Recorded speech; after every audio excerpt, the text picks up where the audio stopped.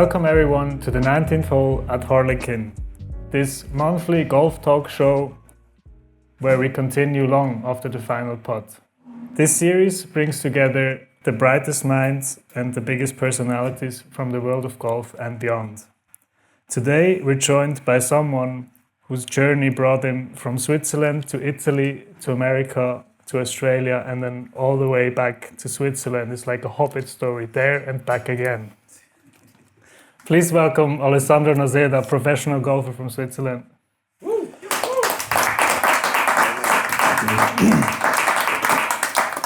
By the way, does everyone know what the 19th hole is in golf? Yeah? Again? Perfect. So I want a quick thanks to Brian at the bar for the drinks, for the camera support by Yannik and Videojobs. Thank you very much. By Andy for the tone, and of course Kevin for the location, Hidden Harlekin. Thank you very much. We're in episode 3 right now. And now please, we have joined by Madu and Alessandro. Please introduce yourself. My name is Madu. I play golf. I started playing golf like 2 years ago, and I really like playing golf. Yeah, that's Madu. That's me.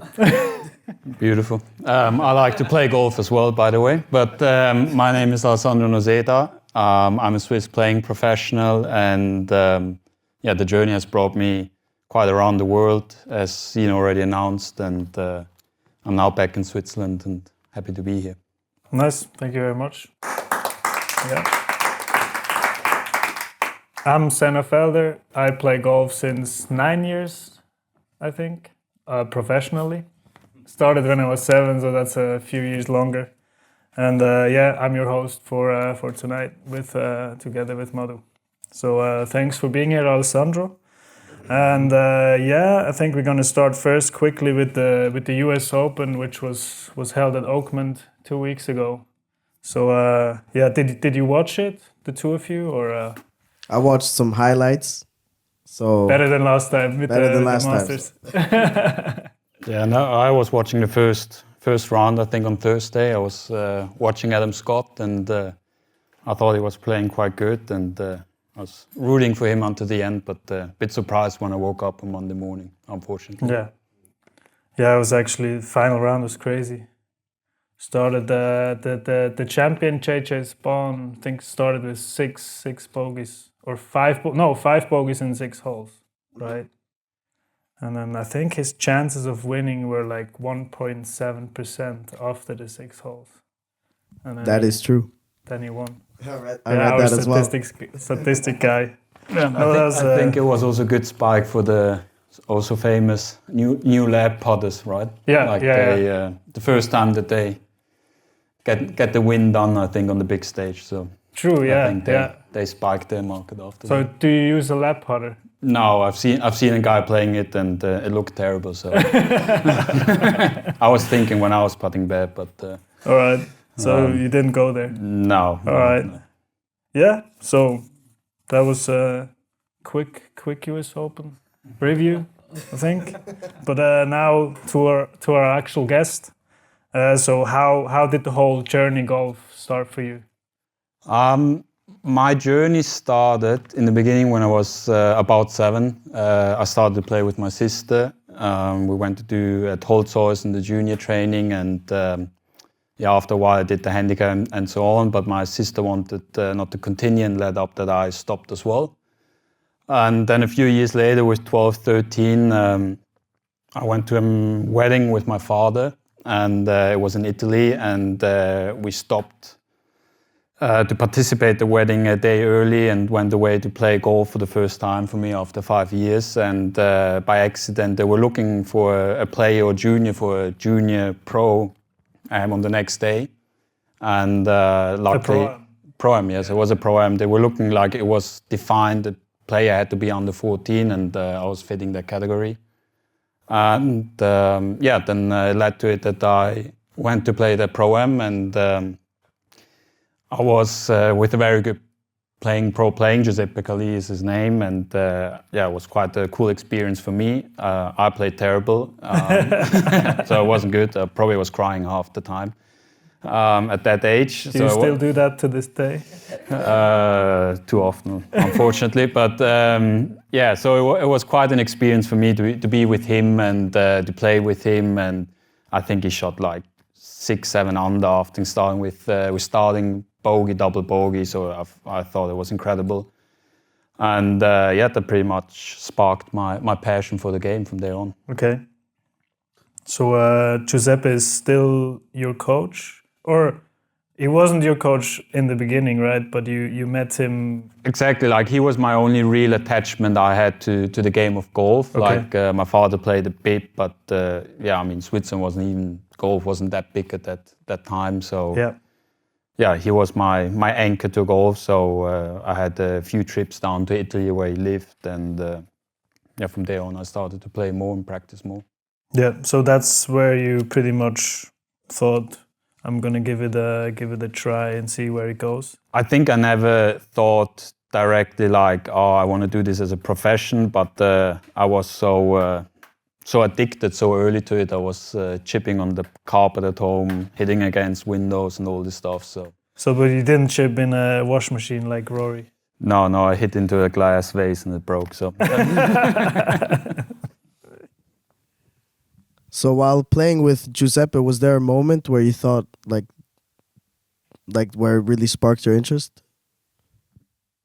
I mean, I was just impressed when I was playing with him the first time. Like I said, I was probably, I don't know what I was playing, but bogey golf or worse. And the first time I've seen a professional playing, and in addition, he was a really good player. But at that day itself, he was playing like just incredible golf, like not missing a putt, making, I think it was 6 birdies in a row, and we won the event. I contributed 1 shot, and so it was, it just was, I was amazed how good you could be in this game, right? I think you have a picture on the homepage, no, from where you hold the cup.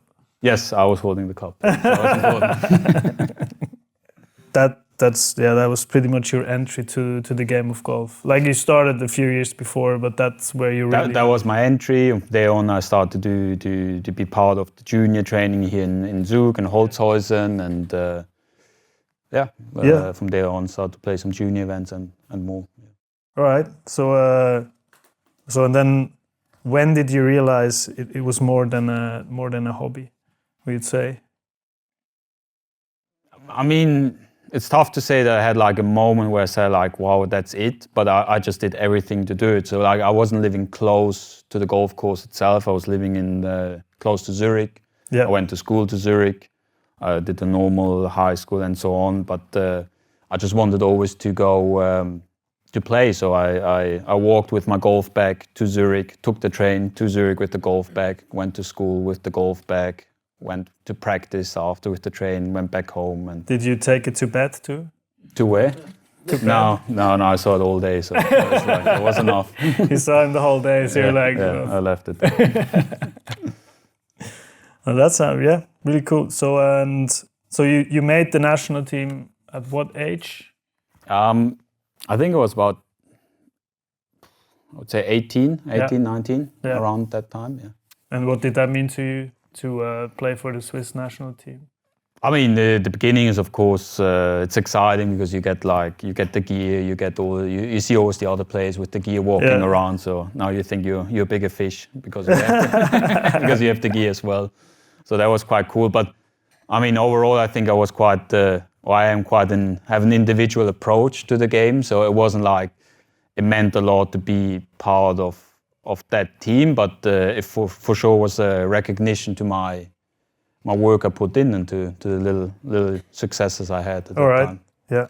So no, it was. I just thought it funny when you said about the clothes, because I remember when I was like 14, 15, Swiss national team was sponsored by Lacoste, and they were all walking around in those nice trousers and the Lacoste shirts with the Swiss flag on the neck. And that was the only reason I wanted to go into national team. Yeah, I think I got cross after, so it wasn't as exciting as Lacoste, I think. But yeah. So and then any standout moments from your amateur days? Well, for sure, one was that I was able to win the Swiss. It's called the Omnium, but it's seen as the Swiss National Championship, where the professionals and amateurs play together. I think that was for sure a bigger moment, like a first time, like I think it was the first big event that I won. All right, nice. So and then from there you went to Italy first for a couple of years, right? Yes, so there was probably, I was finishing my high school degree in Zurich, at Enge. I was 18. In my vision, I only wanted to play golf. So I think the day after I left Switzerland and I received as a present an old car. It was an old Mercedes, I don't know, from the 80s, 90s or something. The clutch was always stuck underneath, so I had to grab it out.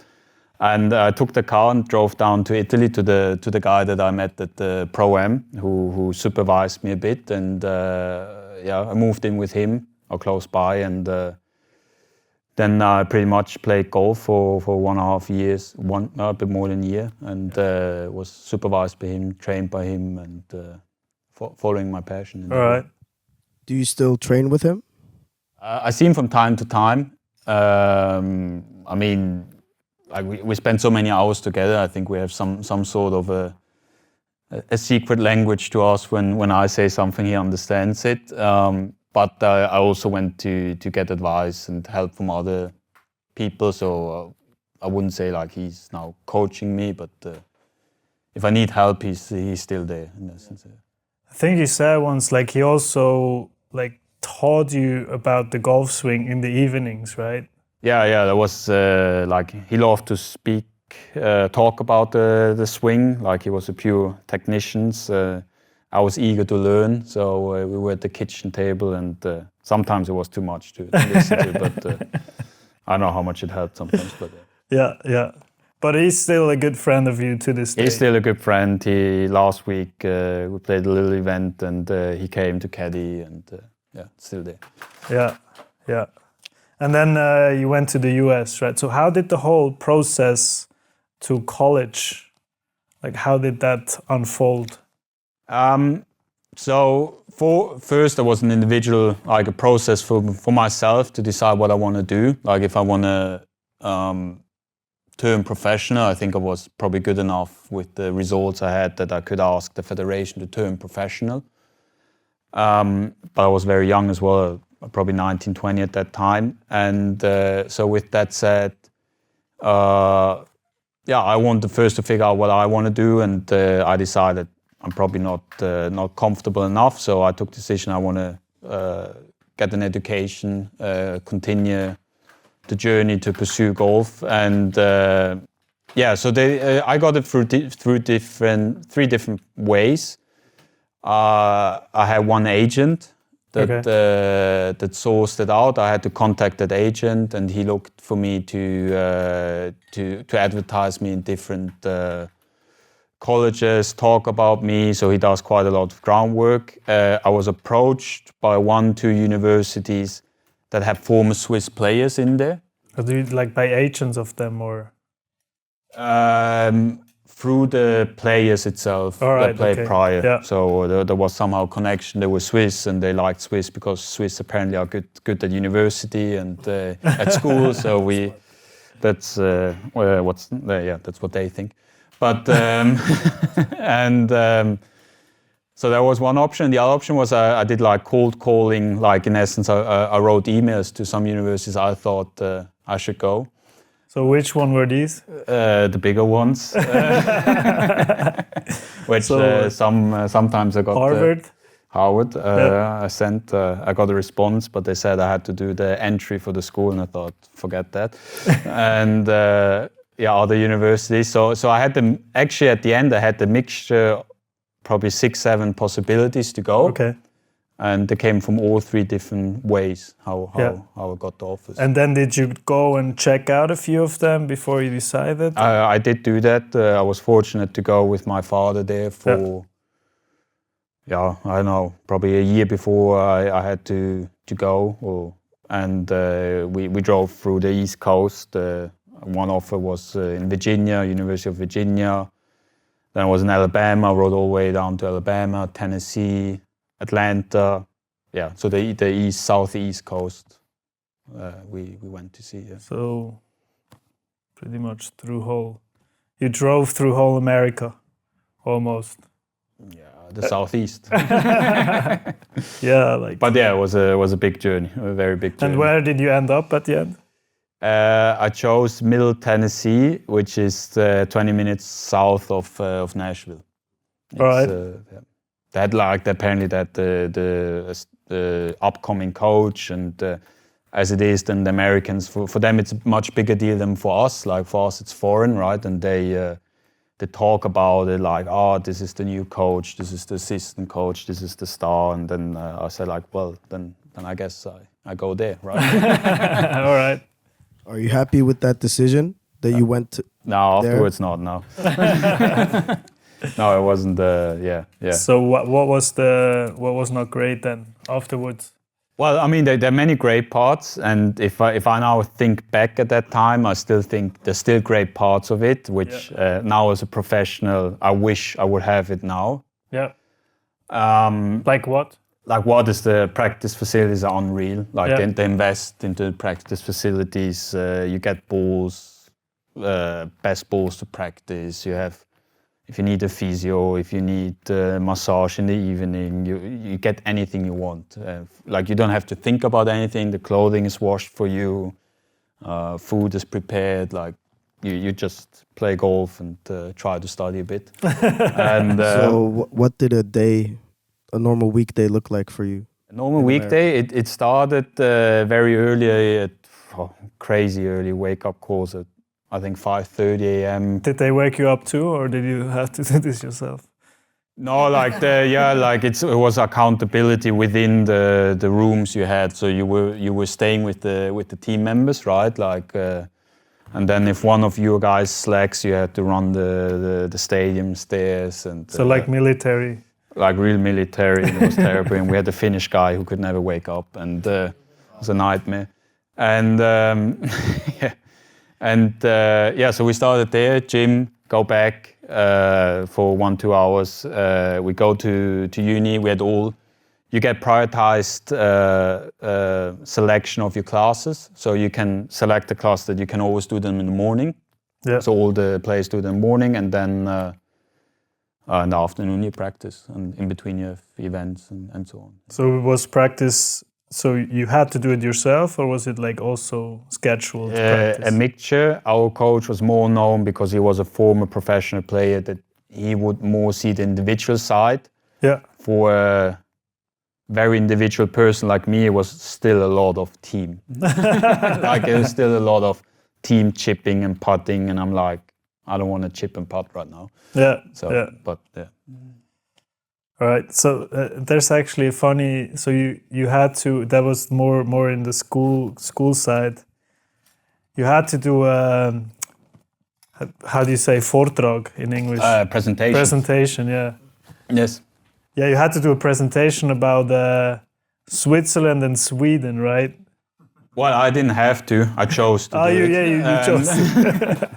I hope there are no Americans in the crowd here, but so I was not very fan of this lack of knowledge of where Switzerland is. At all the parties, I was always asked, "Do you speak Swedish?" And I'm like, "No, I don't." And like, "Why you don't speak your national language?" Oh, forget it. So after a few months I was sick of it, so I chose to do a presentation where I did the clear distinction on the map, food, language, everything between Switzerland and Sweden, right? And do you still have this presentation? Probably somewhere, it will be somewhere, but yeah. I think I had more fun doing the presentation than anyone listening to it. Nice. And so you were only in the US for a year? Yeah, it was about pretty much a year. I did the year, had the summer in Europe, played the events, Then went to go to play the Universiade in Taiwan and flew direct to the US. And then it started to not be that good. Yeah, prior already had some rubber points which I didn't really like, and I didn't feel where I was. Didn't feel energetic and so on, and then it went the wrong way, and I decided like 2 months after to leave. And when I arrived back, I figured out that monochlorosis. I think it's like a sickness where you have like fever for 4 or 5 months, like a constant fever. It's come and goes. Maybe in hindsight there was a factor as well, but anyhow, I decided to leave and went back to Switzerland and to recover in essence. And then how did the process go with Australia? Because you went then to Australia to keep on studying, right? To keep on studying, yeah. So I did 1 year. I think it was the degree was business administration at that time in the US, and then I was back in Switzerland. I had time to recover, and if I wanted to continue on the same journey or to study and to play, there were 2 options at that time. Maybe there are now more, but the one option was to play in Scotland. I think Stirling University is the name of that place, and the other one was Australia. They had a smaller university that offers a combination between sport and study. Yeah. So you thought, I'm going to go into the sun instead I of the rain? I don't like bad food and cold weather, so. Went then straight to Australia, pretty much. I went straight to Australia, and now I have to think. I'm not totally sure, but something between 2 and 3 years. I think to finish my degree. Yeah. Probably 3 more. Yeah. I mean, it was kind of similar. You could choose your classes. You had, I think, also a prioritized scheduling and so on. You could go to events. You were excused to go, to leave. Just practice and everything was done all by myself, which I enjoyed. All right. But the facilities were not as good as in America, I guess. No, I had to make friends by myself to find places, and no one gave me anything, like in essence. Yeah. But you told me, was that from there when you met Adam Scott on the driving range, or was that? There was a time before, but Australia is fortunate. Also, Gold Coast, there are many good players hanging around there. So you met kind of a few of those and played with them? A few of good Australian players. I mean, Adam Scott was before, so I'm on the range there.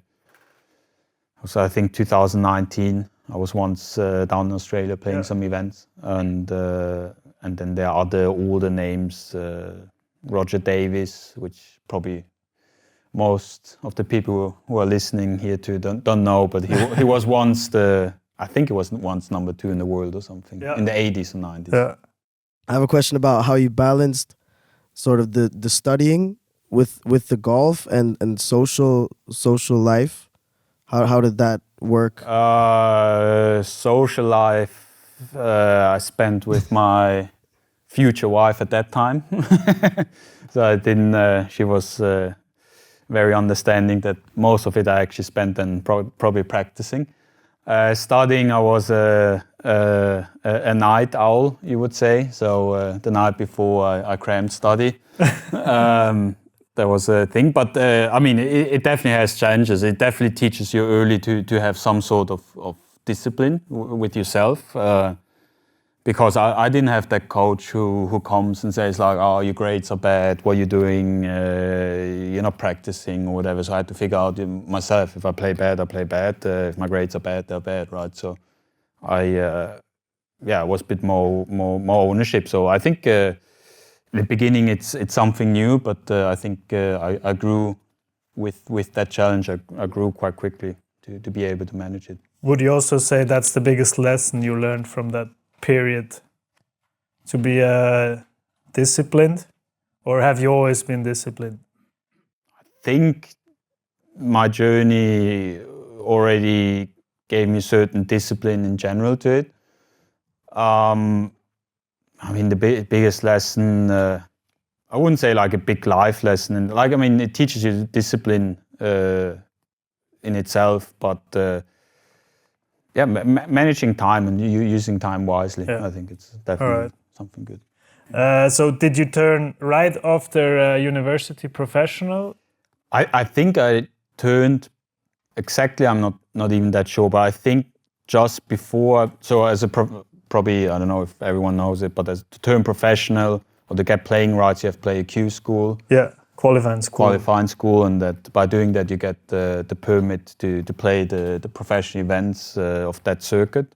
I think, I know before the Q school, right before, right after, I was still doing my final exams.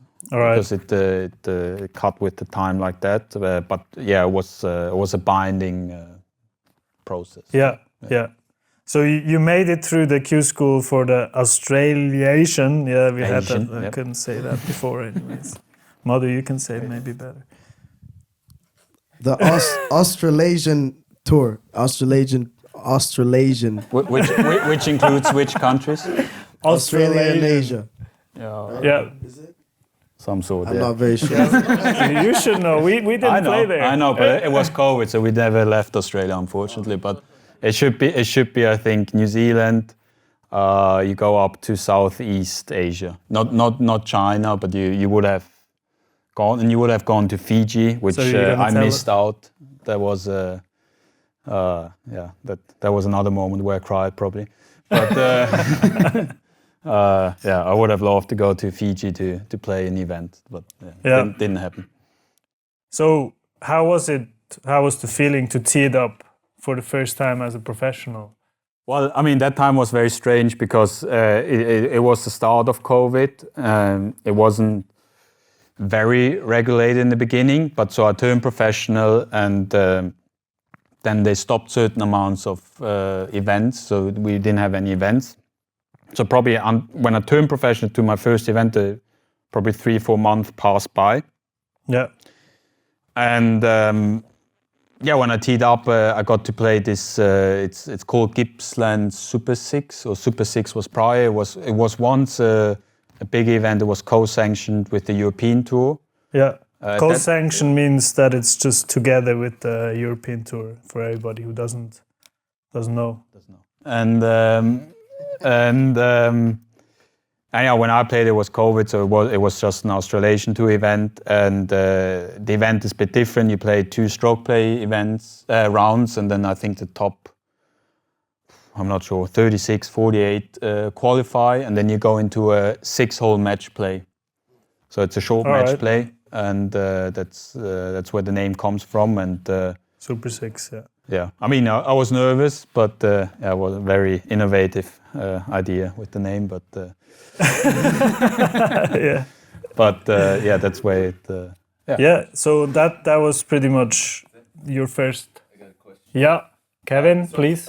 Alessandro, I have a question. Also regarding, get back to the point when we were studying in Australia. Yes. So you were playing all the way along during your studies. You were playing in different tournaments, I guess, in Australia or in New Zealand. Yes. So the monetary aspect of the whole thing. Yes. Was it sponsored by the uni, or did you have to have your sponsor yourself, or how did it change? Yeah, that changed. It's a big part by myself and Essence family. Was events, some part federation. So if it was a big, Australia was known for 2-3 big amateur events, like the top events. There, the federation covered for me because I was able to represent Switzerland. If it was a smaller amateur event, it was by myself. So I probably played during those times. In Australia, like not that many, like 8-9 events. So it wasn't that many because the biggest chunk was in the summer here in Europe to play with the national team. So I would say half had to finance myself or federation. Yeah. So and then you actually became second in the Super 6. Yes. Gippsland, yes. Super 6, yeah. Congratulations for that. Thank you. So because they were actually playing legends there with Jeff Ogilvy and Marcus Fraser, just to say a few names.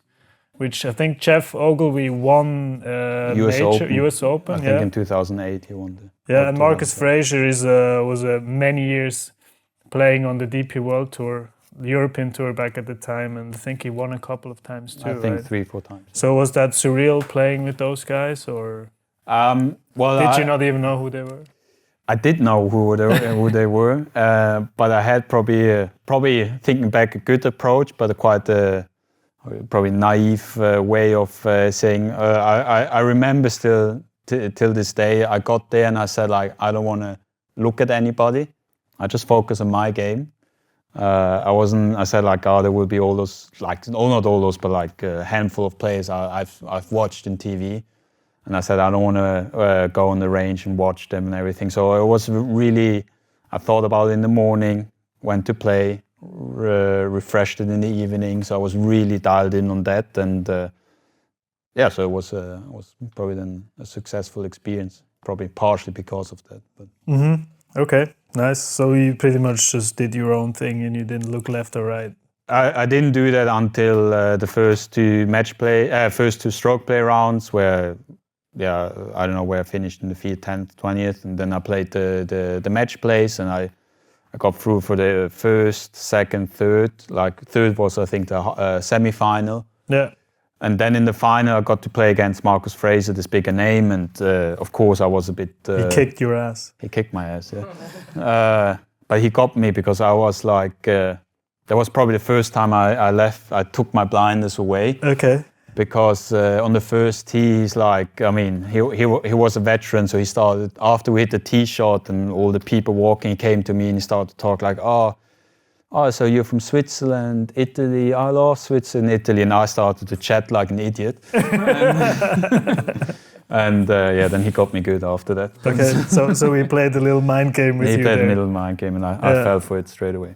Yeah, so that was a good lesson for you too. That was a brilliant lesson, yeah. So would you say now that when you played, are you talkative now after having experienced not anymore, that? Or No, I'm joking. But After that, he doesn't talk for 18 holes. No, I don't talk, no. you don't talk to anybody when you play? No, I'm over.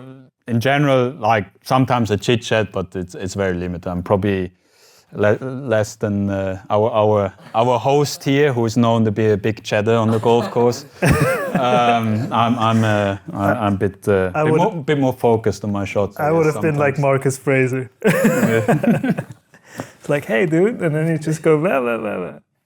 It's all the way till the 6 holes are done. Yeah. I mean, it's different players for sure. Yeah. So we fit good because I talk and he doesn't, so I can just keep talking. I pretend to listen, but yeah. So and then you played a few more events on the Australia. Fuck off. Asian tour. Australia. I'm not gonna say Asian. this anymore. Okay. Australia and Asian PGA Tour. So and you finished quite like you pretty much had a really good season there. You finished quite in a few events in the top 20s. Yeah. Now I continue to play well. I made cuts, finished top 20. So I was very pleased that it was for me. It was a brilliant experience because it was like the first time being pro, and then the event after I remember was brilliant because I was warming up at the next event, and then there's Jeff Ogilvie. I have issues with his name, but Ogilvie. I can say that. Good. And he came and said like, "Congrats, well done for your last week," and I kept playing good. So it was a brilliant experience. Yeah. So and then there was a little setback with COVID. Yeah, then I think they stopped playing certain events. It was on hold and so on. And I mean, it's probably some of you know Australia was very strict. You can move within the states and so on. So it was quite a surreal time, and that led me to other decisions then. Yeah, so your decision was to, I think you were married at the time, or did you marry just then?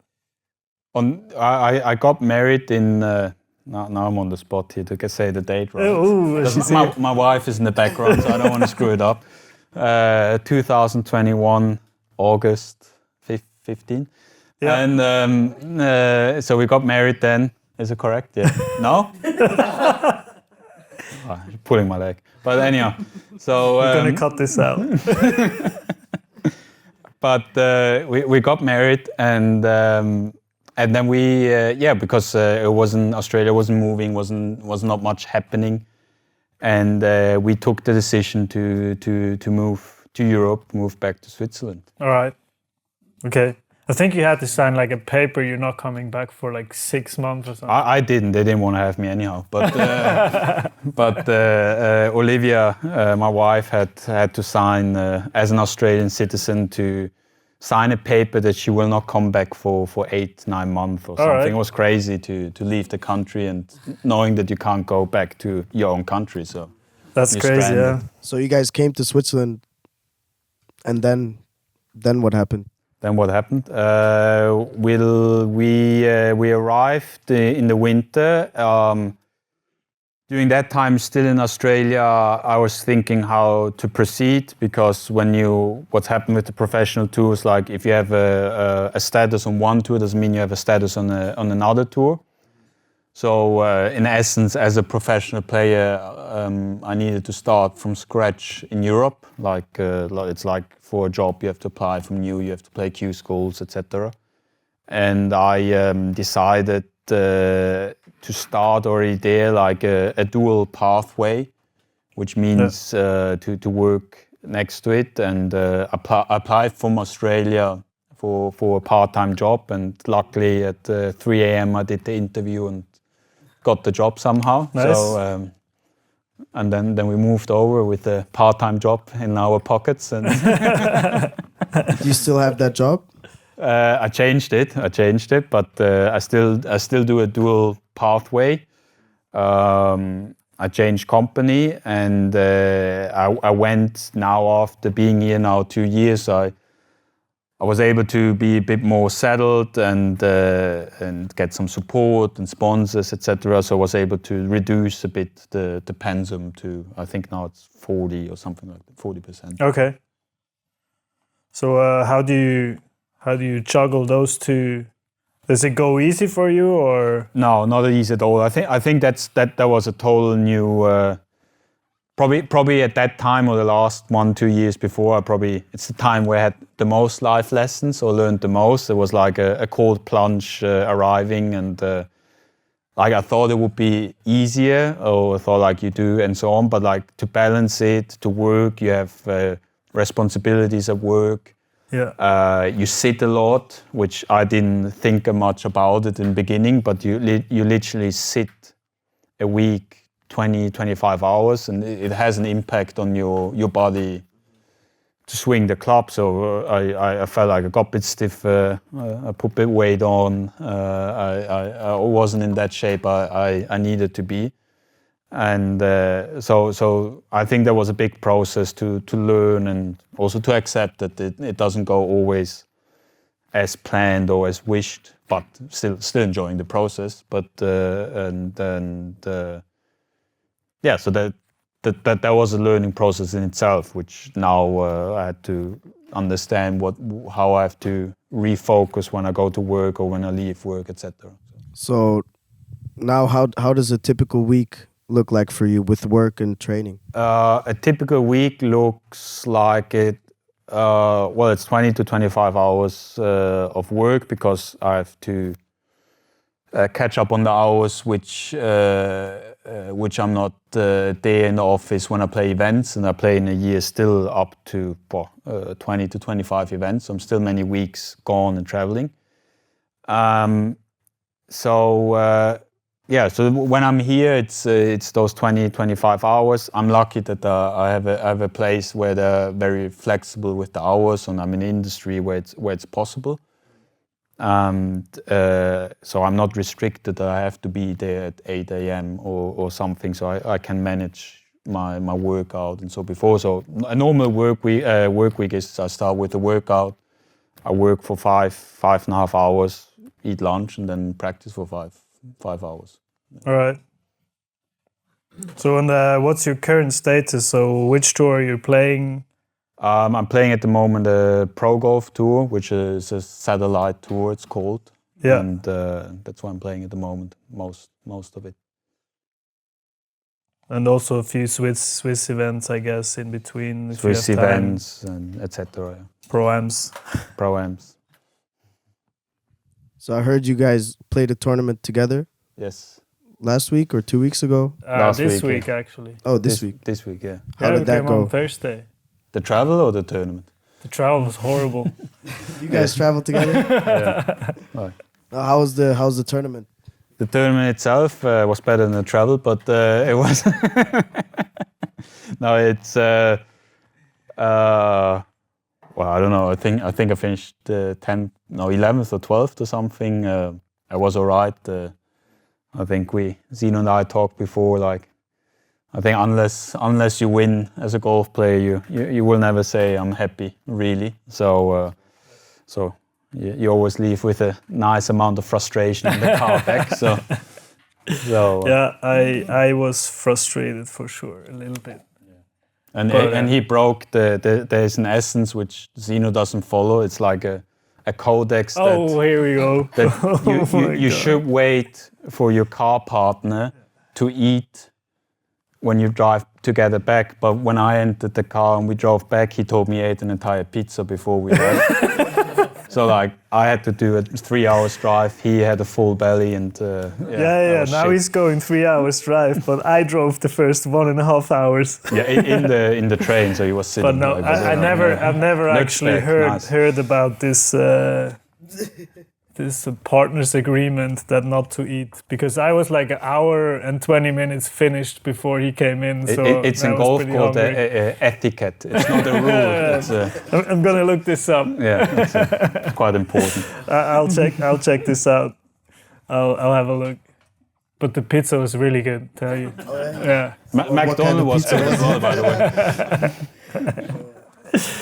So yeah, but and now where do you what's the future plans? Like where does the journey, or where would you like to go from My here? dreams. Oh. Yeah, like just what's your like your goals for golf or maybe work? I don't know. Well, my priority when I wake up is in golf. Yeah. So I focus on a career there. I mean, goals at the moment, events that I get to play, each event I tee up, I want to win, because I think in golf it can go quickly when you win a few events. And my dreams are to be able to compete at some point in major events, which I think would be an incredible thing to play against the actual best players at that time, and to compete for big trophies. I think that's definitely my dream, or why I'm practicing. Yeah. Would you say you have a strong support system behind you? It took time. In the beginning, I had none when I got back. I mean, I had my wife, but a very good one. Yeah, I recovered. I'm able to get home tonight. But and it took time. I think also in the beginning, that's probably one of the biggest lessons when I got back. Because I got back, it was like, I mean, hype is a really wrong word to say, but like, yeah, I played big good in Australia, and some want to work with you, be with you, and like, I'm not thinking, because I mean, of course I have friends, etc., but I'm not like connected with the people around me. So like you just start to surround by people without thinking like, well, are they really good for my game? Do they really help me to get better? Because in Australia, I was lucky to be surrounded. I played every weekend with this Roger Davis guy, former number 2 in the world. I have a contract with Ping, and the head fitter was also in the group. So I had always the best fitter, great former golf player, and I got here, and then like you surround yourself with different people. And I think that had an effect on my game, and also even of my mental state. And I think that was probably the biggest learning, and I think I did the best, a good shift to the last 7-8 months to build a new support system, and I feel the benefits of it, and I think it shows in some better rounds as well. Yeah. Yeah, because I think it's important to have a good support system behind you, so you can actually focus on the golf. Yes, And then you don't have to definitely. think too much about all the other stuff. So yeah, I think we're ready for Madu's stinger questions. So I'm gonna ask you a couple questions now, okay? So, who is your favorite golfer right now who plays? Right now, Adam Scott has to be because of the swing. Probably always was. Probably always was, yeah. What's so special about his swing for the people? You know, who we don't saw him know? actually this week in Gramontana. Yeah, I helped him to get out of the car park. I was like, first, I hope he's not listening to the podcast because I'm gonna send it to him. yeah, first I thought like, what a bad driver. Like he can't get around the corner. So like he had this huge bus with his kids probably. So I was like, yeah, it doesn't fit. Like you need help here to get around. But they were all black windows, and then I helped him after like the 6th turn back and forth, and then he put the window down like, thanks mate. I'm like, oh shit. But no, I mean I think it's I think he's a true professional. I think that's also beautiful. Like I mean he's 45. He competed at the US Open. I mean has an unreal swing, keeps himself in shape, has a good. I mean, it seems like it's hard for us to judge unless you see the good balance somehow with family. So it's, I think it's just a great athlete to look up to. So, second question is, what's your favorite club that you carry with you? The one that holds the ball in. But now You mean the putter? the putter sometimes. Sometimes, not always. Well, it's difficult. I'm probably best. It's tough to probably best with the long game, but I enjoy most the wedges to practice. I think that's the most fun because it's. So now you said the whole bag pretty much. I said the whole game. I love everything. Now I'm sleeping with the golf bag. Not when I was 17, but now I do. Mm-hmm. I'm not gonna say anything to that. Yeah, you leave me here, right? Thank you. So my next question, it's a bit deeper. What's the best and the worst golf advice that you've received? Wow. Probably many bad. So you can start with the best and then... Many bad. Too many.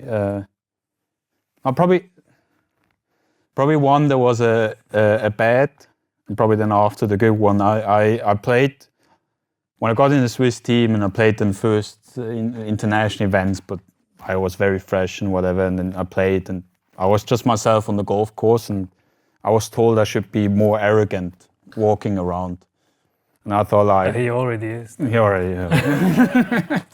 But so I thought I was a bit weird because I was like 18, 19, and I went into my Italian Giuseppe Calì golf coach and told him like I was told like I should be a bit more chest out, like proud of the way I look and walk and so on.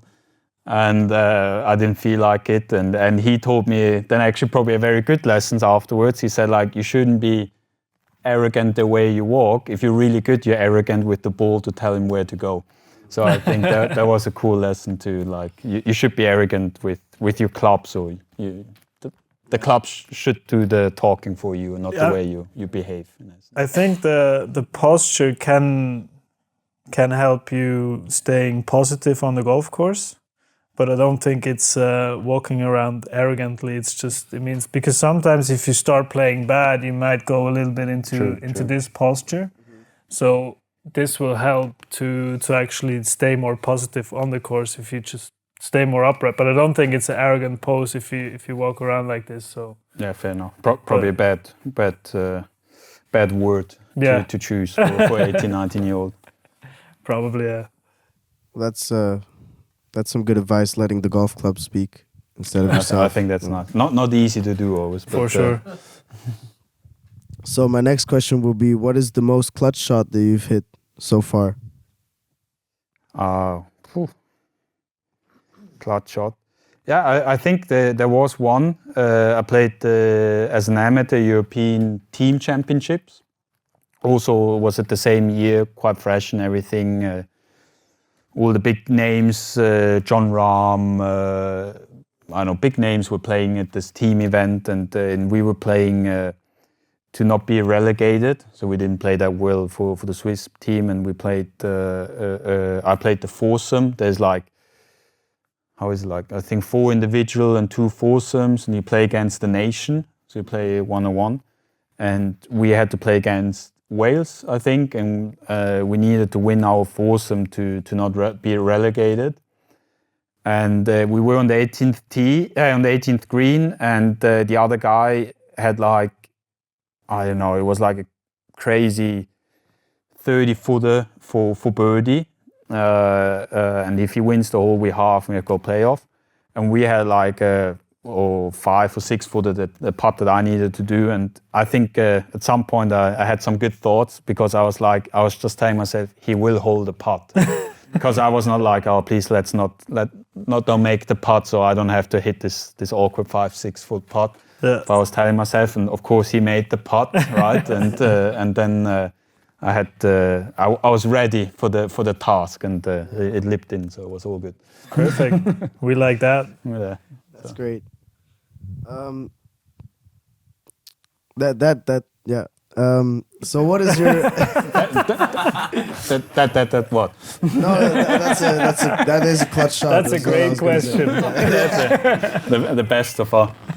So my next question would be, what is your dream foursome with anyone that is dead or alive?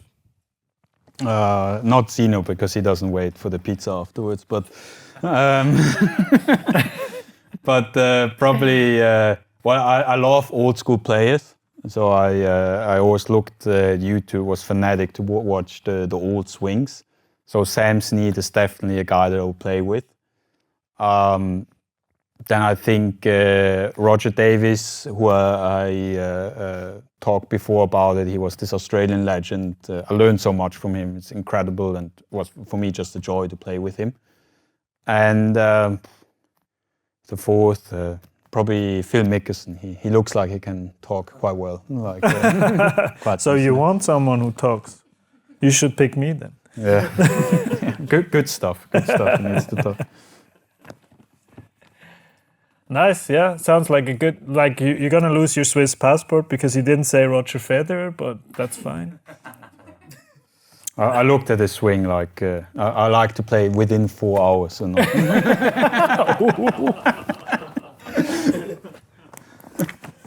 Okay. Hope he doesn't hear that. Yeah, I'm gonna send that to him too.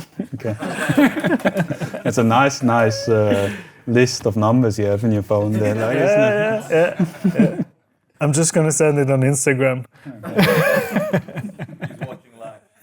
Probably, yeah. Yeah. So thanks, Madu, for the stingers. Great as always. We have a few more questions for Alessandro. Like, one would think it's pretty interesting. Like, do you have something special in the bag which, like, well, talisman or? I mean, I have a stone in it, which gave me once a friend. When I change back, it's always in, but to be honest, has no real purpose. So I don't know. No, it doesn't need to have a purpose. Yeah, but I'm not like thinking like, oh, it brings me luck. Like I just put it's it. Just in. there. It's just there. What kind of stone? Don't ask me. I don't even know. Like, I mean, it's like a rock. Small, black and grey. Like doesn't look very impressive, but it's like. Madu, do you have something in your bag you don't need for golf? Probably enough balls. So no. I have a lot of balls in the bag. Obviously. I lose a lot, so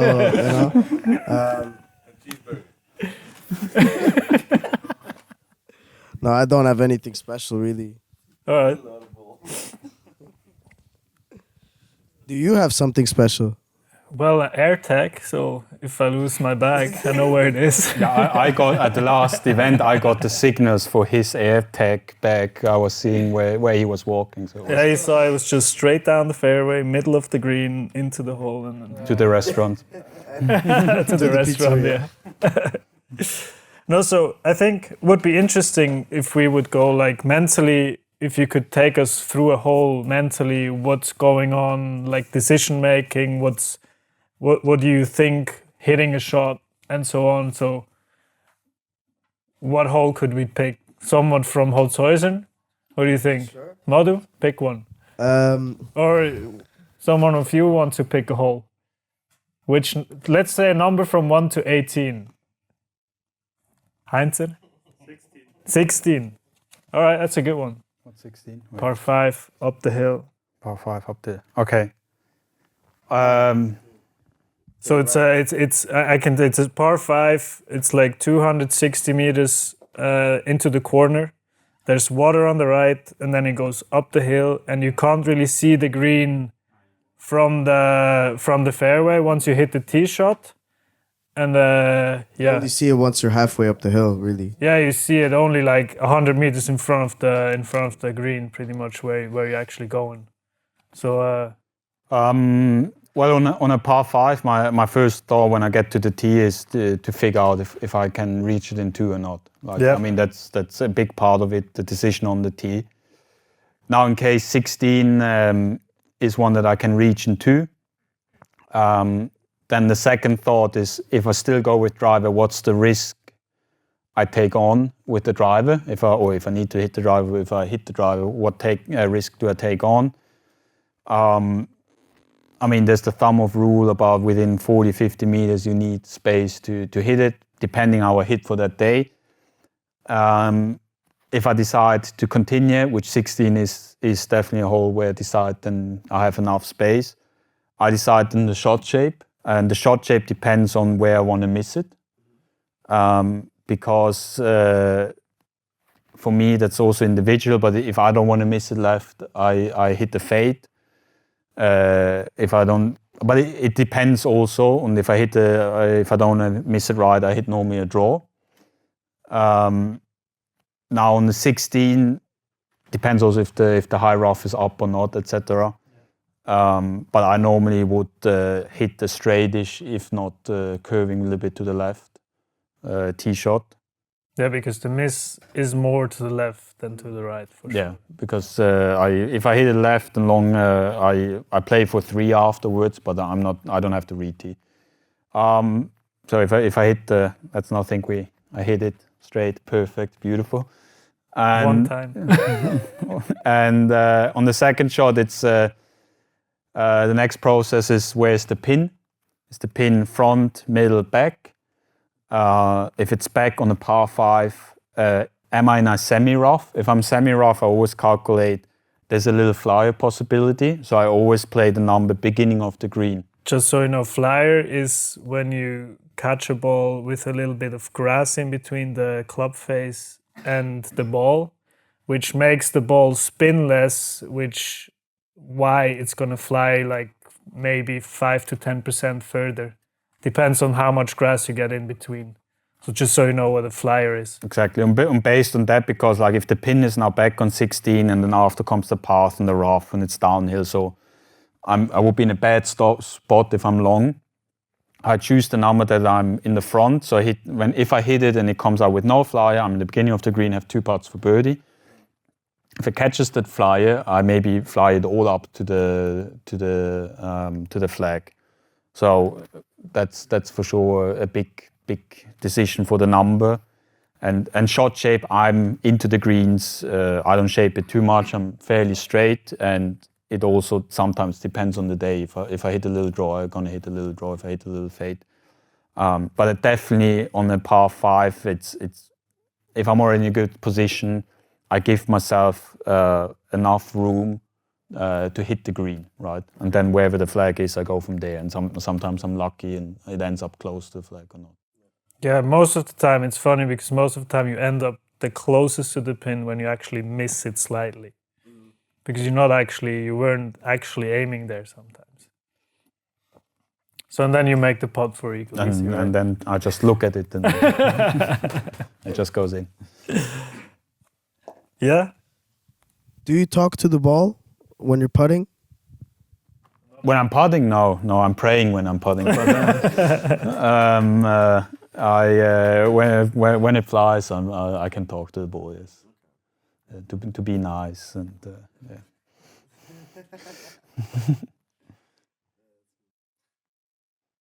Are you a golf ball talker, Madu? No. It doesn't fly long enough. That's the issue.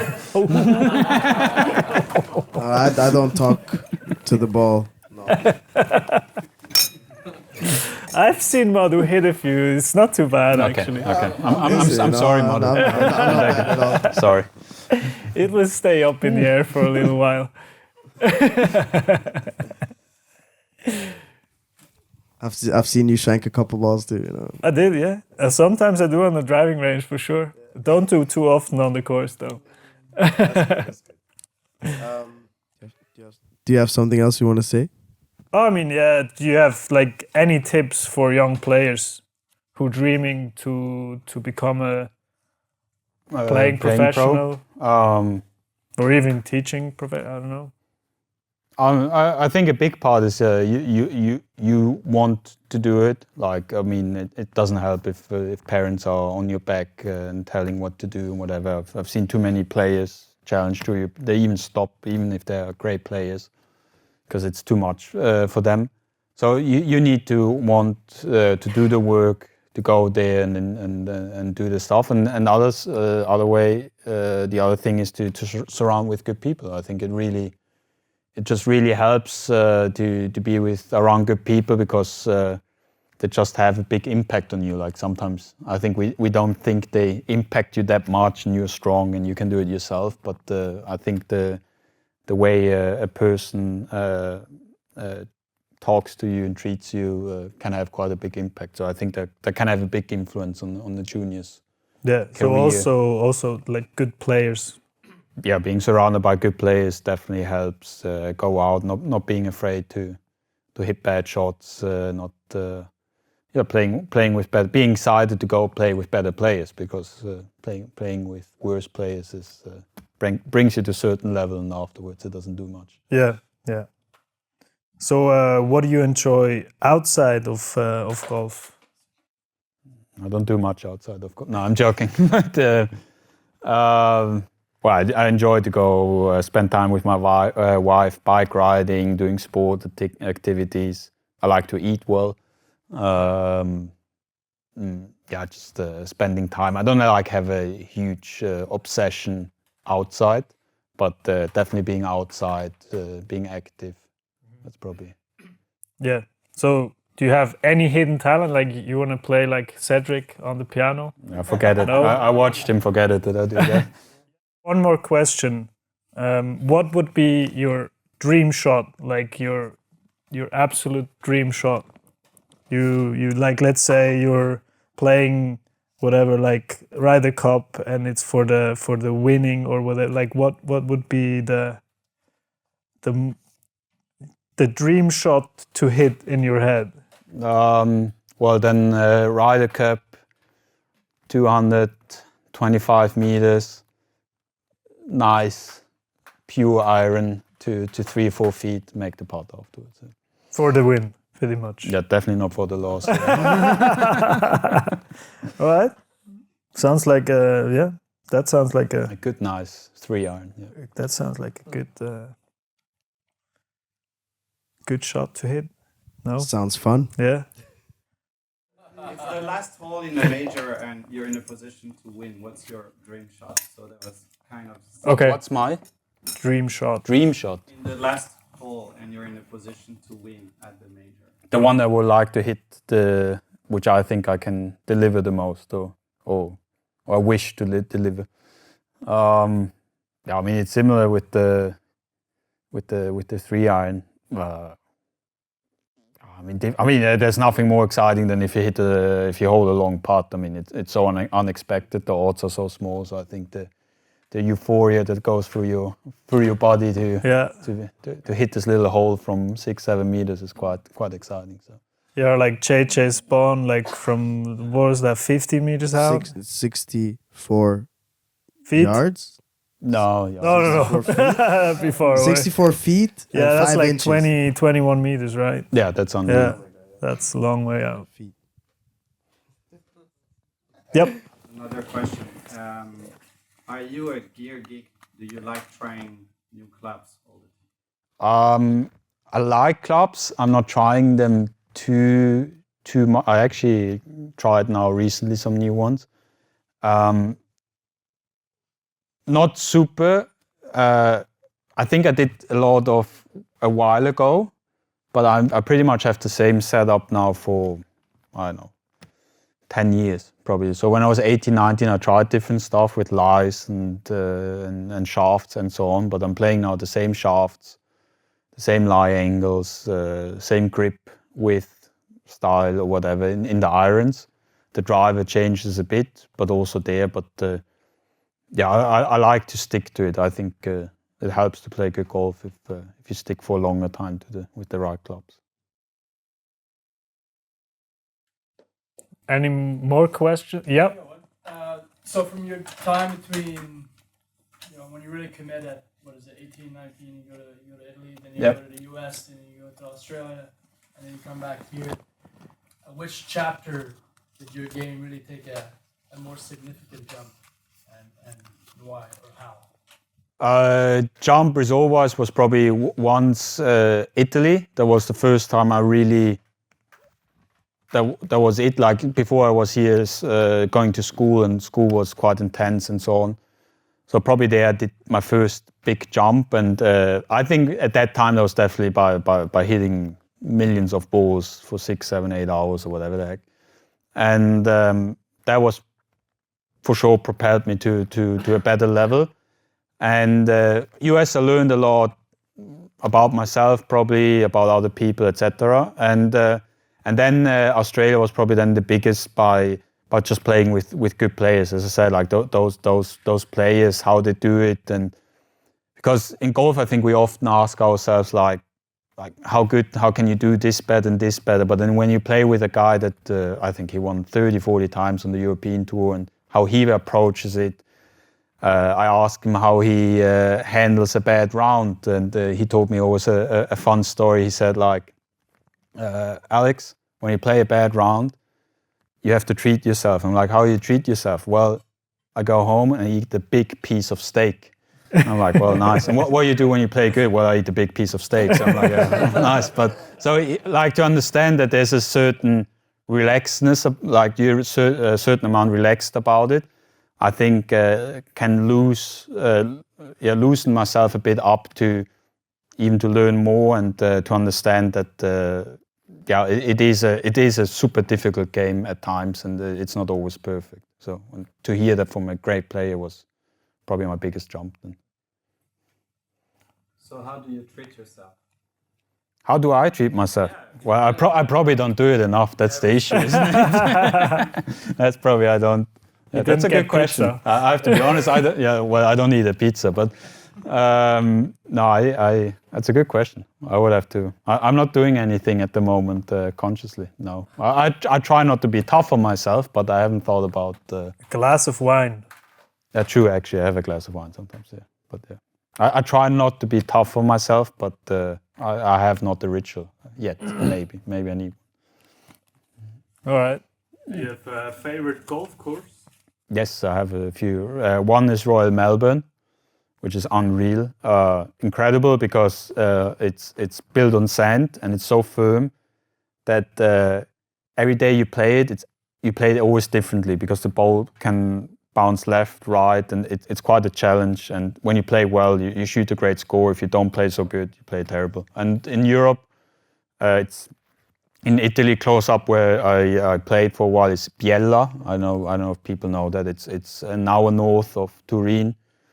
They played back in the days the European Championship where Rory won, I think, with 18, 19 as an amateur. And it's a beautiful old-style golf course with dog legs. You have to shape it, and you have to control the ball flight. So I enjoy that. I enjoy those. I don't enjoy golf courses where you can hit every day the same shot, because after 4 days I'm bored. Yeah. Yeah, Andy? Which golf course has the best 19th hole? The 19th hole. You should ask that Zeno probably. But Here we go. But, What the heck? the best 19th hole. Well, Australians are great on the 19th hole. Yeah, no, I have to say Australians are really good. A local club in Australia, at the Gold Coast, the beer tap is always on. So it's I think you have a good time there. Yeah. Sounds good. Yeah. Any more? Because then we'll think we're ready to see how good you really are. with those, yeah, I'm excited. Let's see for the challenge. I already got coached by my wife. I think, what to do. what was it? I think Jeremy had 7 feet and Cedric was at 8 I hope, or I 9. hope 30 feet or something. That would be nice if you hold it that down. would relax me a bit. 30 feet. I don't know if that's possible. You kind of have to shank it for that. I'm ready.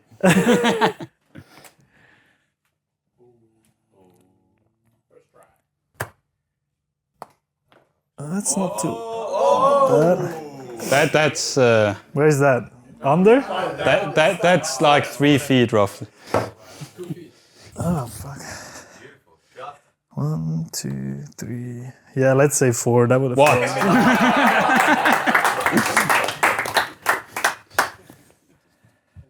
You want to hit it too, Madu?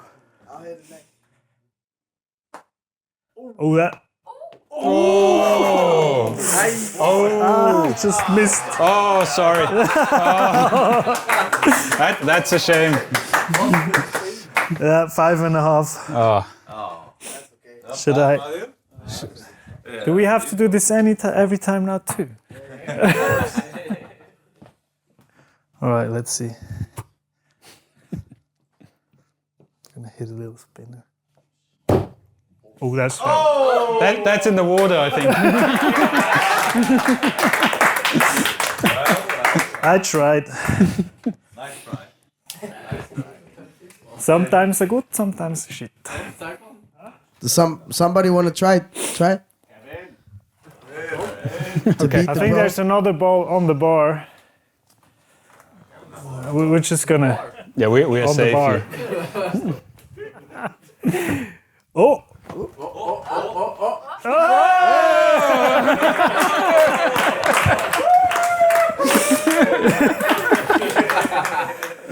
Very nice. 1 foot. Nice, good shot. With some help from Alessandro. It's an unreal backspin. That was the backspin I was trying to do. So, does anyone have any more questions? Maybe one last question. Yeah. Alessandro, it was really nice. Thank you so much for being here. That's not So a the question. last question is, what is your ultimate goal? Is it European Tour, PGA? Which tournament would you love to win the most? I mean, I don't want to put the ceiling, so I would sign up for a major at any time. Yeah, compete on the highest level, play against the best. It's the ultimate goal. Nice. How old are you? 29. 29. So, yeah, thank you everybody for coming. It was a big pleasure. Thanks to Madu. Thank you very much, Alessandro, for coming. Brian, for the advertise and the bar. Andy for the sounds. Thank you very much. Kevin, thank you for the location and also being kind of my partner on the side of this project we're having here. Thank you very much. Thank you, Yannik and Videojobs for the filming. That's a big help. And of course to the audience, thank you for being here. It was a big pleasure. Stay maybe for a few more minutes or hours. Have a few drinks. Brian is happy to serve you anything. And yeah, see you next time. Thank you very much.